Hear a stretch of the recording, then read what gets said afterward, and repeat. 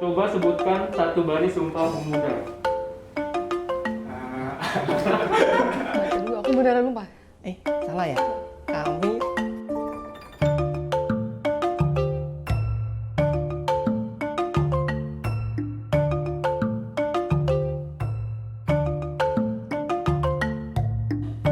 Kamu suku apa? Aku suku Jawa. Kelihatan kan Mbak dari logatnya? Batak. Melayu.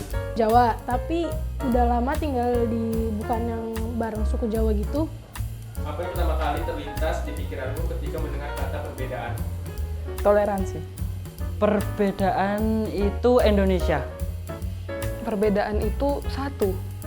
perbedaan itu unik. Pernah nggak punya pemikiran terhadap kelompok yang berbeda dari Pernah. Contohnya?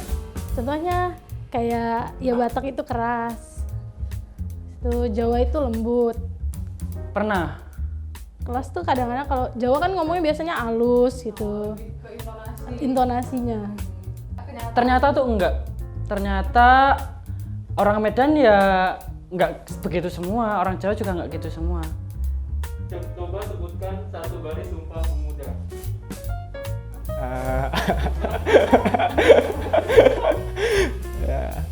Kami putra dan putri Indonesia mengaku bertumpah darah yang satu, tanah air Indonesia. Bener nggak sih? Betul, betul. Kami putra-putri Indonesia mengaku berbangsa satu, berbangsa Indonesia. Kami putra dan putri Indonesia menjunjung bahasa persatuan bahasa Indonesia. Masih dong. Kayak kita aja nih beda-beda suku, tapi ngomongnya tetap bahasanya satu kan, bahasa Indonesia, bahasa pengantar. Masih. Kenapa? Karena kalau ngelihat dari konteks atau latar belakang kenapa Sumpah Pemuda itu dulu ada, emang karena ada perbedaan kan. Dan perbedaan itu pasti selalu ada di setiap zaman. Dan sampai maksudnya selama perbedaan itu ada, Sumpah Pemuda itu masih relevan. Kecuali kita semua sama. Baru nggak ada yang harus dipersatukan kan kalau misalnya semuanya sama. Masih relevan banget lah. Sumpah Pemuda. Relevan banget. Kami putra-putri Indonesia mengaku berbangsa yang satu, bangsa Indonesia. Nah, ini bangsa ini menyatukan menurut saya. Kalau suku boleh banyak, tapi kalau bangsa itu ya harus satu, bangsa Indonesia. Beragam itu apa? Beragam itu Indonesia. Beragam itu saling melengkapi. Beragam itu unik. Menurut kamu, perlukah semua orang harus sama dalam segala sesuatu?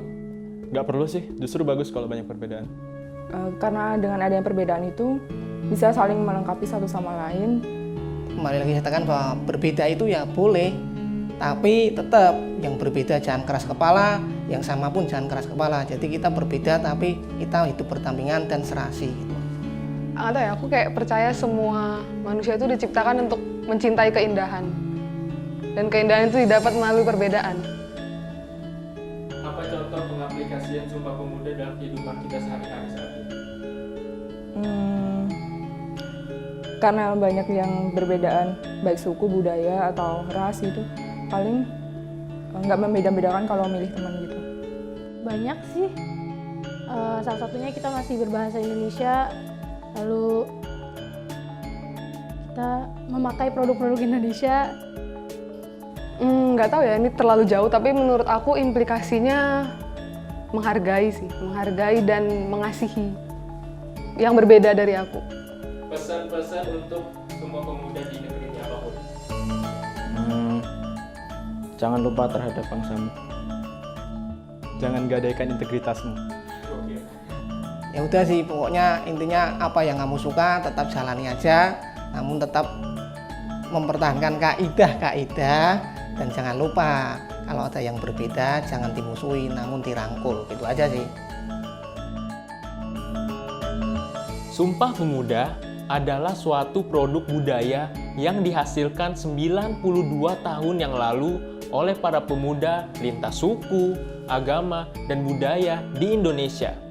Dan 92 tahun itu pula, api semangat itu masih diestafetkan kepada para pemuda bahkan hingga hari ini.